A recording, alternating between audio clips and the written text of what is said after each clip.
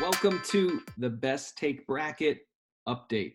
So, man, just want to celebrate. Round one has been crazy. It's been awesome. It's so fun to watch you guys vote every single day and participate. We're having fun with it in this unique and challenging season. So thank you for participating. The other thing we want to highlight is another nonprofit this week, Elevate Indianapolis. It matters a lot to me. It matters a lot to Nate. We've got an interview with Aaron Story. I want you to hear what's going on with some of the youth in our city as we raise awareness and know that every dollar counts, right? And this is worthwhile work. So please watch this video. And then at the end of the video, you're going to hear some exciting updates about what we're going to do in the Best Take Bracket in round two. Here's your interview. So Elevate Indy has been around for 5 years based on a national model that launched in 1982 in about a dozen other cities. And one thing all of the affiliates have in common is we all exist to build long-term life-change relationships with urban students, economically disadvantaged, vulnerable kids, to equip them to thrive and contribute to their environment. So really for us, it comes down to relationships and then doing something with those relationships. So our model is this 24/7, 365, which really means is our staff is available to some of the most vulnerable kids in the city any time of day, any day of the year. As you know, we all know, crises often are happening at unscheduled times. Like it'd be nice if crises only happen between 9 and 3, but that's just not the reality. And so while we're technically an education nonprofit, I mean that's what our infrastructure is. The reality is our staff function like social workers and each have caseloads. And so we have a full-time team of right now 6 teacher mentors that serve around 600 students, 2 high schools, and then some 4th through 8th graders as well. We're at Arsenal Tech High School, the gym that got my backdrop now, and then George Washington High School as well on the near west side. We teach accredited elective classes during the school day, so we're teaching character, life skills, soft skills. Give us the same type of stuff that you would say, oh, so-and-so taught me that, or I might have learned that at home or in a club or a different type of environment, a church or something, are often the same types of skills. They don't always translate to economically disadvantaged kids because their families are often trying to survive week to week.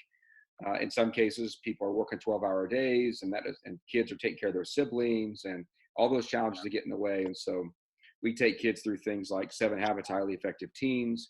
We have our own 13 character life skills as well that we teach, things like vision and respect and work ethic. And that's part of our curriculum. And kids that take our classes actually get credits for it. So we're approved by the Department of Education for Indiana.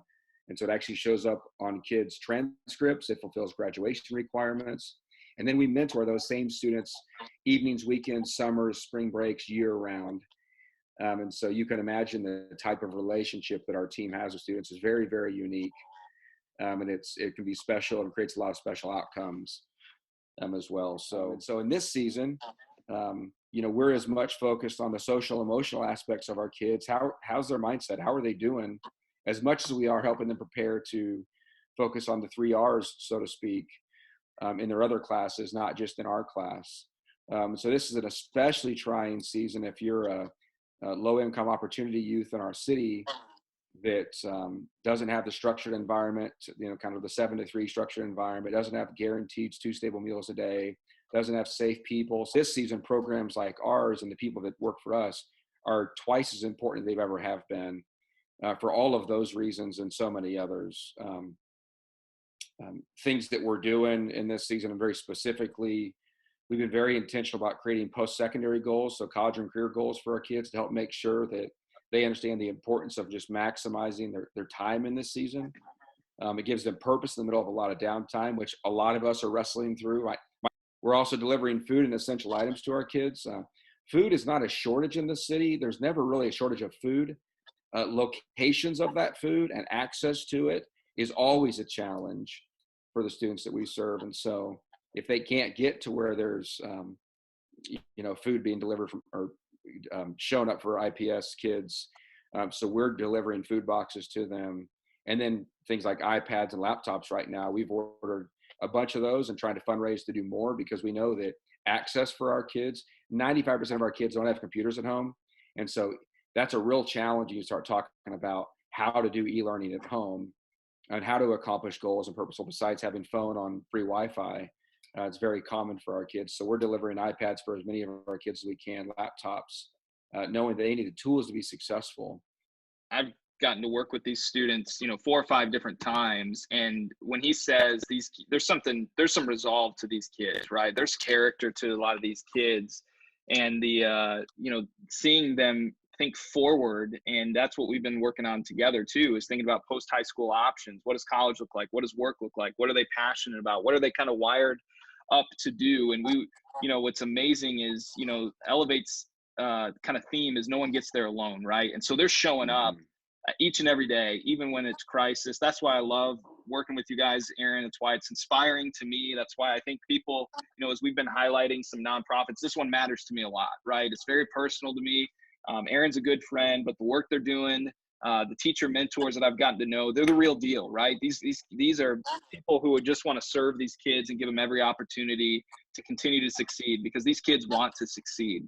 And so I just want to encourage anybody that's listening to this.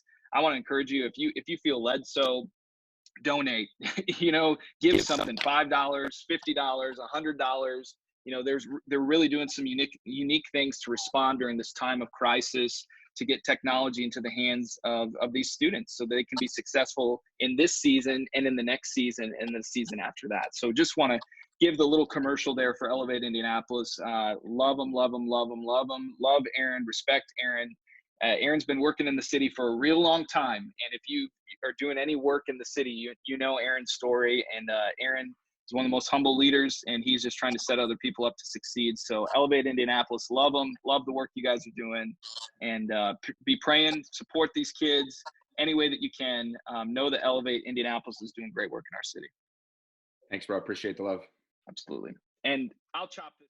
All right, there you have it. Let's do it. Let's raise at least $200 today for Elevate Indianapolis, with the work that they're doing with youth in our city.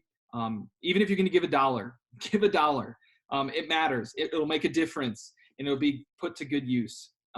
One thing that we wanted to highlight with round 2, we're going to change it up, right?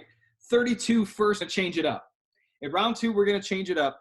And so say I had to defend John Stockton, right? I had John Stockton, and Nate, he had to defend, let's just say Nomar Garciaparra. So instead of the takes that we have been doing, we'd actually give the negative take of why that person should not advance. So if I was representing John Stockton, what I would do is then I would tell you why Nate's guy, Nomar Garciaparra, should not advance into round 2. Now we're going to try and keep this focused to on-the-field type stuff, okay? There's enough negativity in our world. But I'm going to tell you why Nomar wasn't even the best shortstop in his generation.